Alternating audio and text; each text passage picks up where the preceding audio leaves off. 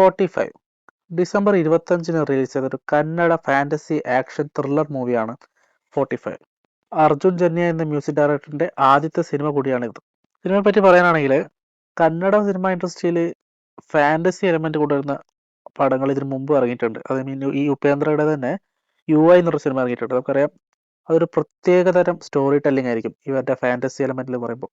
ഇപ്പൊ പറഞ്ഞ എക്സാമ്പിളിലുള്ള UI ആയാൽ പോലും ആ ഒരു പറയുന്ന ഒരു വേൾഡ് തീർത്തും നമ്മളുടെ ഈ ഒരു റിയാലിറ്റിയിലേ എക്സിസ്റ്റ് ചെയ്യുന്നില്ല.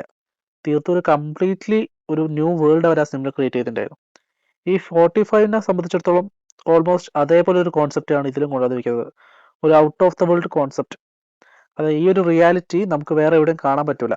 ഇതിന്റെ ടീസറിലായാലും ട്രെയിലറിലായാലും ഇതിന്റെ മേക്കേഴ്സ് തീർത്തും അത് തന്നെയാണ് നമ്മളോട് പറയുന്നത്.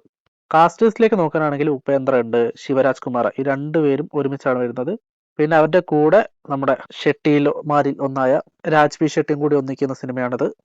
ഈ സിനിമയുടെ മെയിൻ പ്ലോട്ട് എന്താണെന്ന് വെച്ചാൽ, രാജ്ബി ഷെട്ടിയുടെ ക്യാരക്ടർ ഇങ്ങനെ കെയർലെസ് ആയിട്ട് വണ്ടി ഓടിച്ച് ഒരു പട്ടിയെ കൊണ്ട് ഇടിക്കുന്നു. ആ പട്ടി മരിച്ചപ്പോൾ പിന്നെ ഉണ്ടാവുന്ന പ്രശ്നങ്ങളൊക്കെയാണ് ഈ സിനിമയുടെ പ്ലോട്ട്.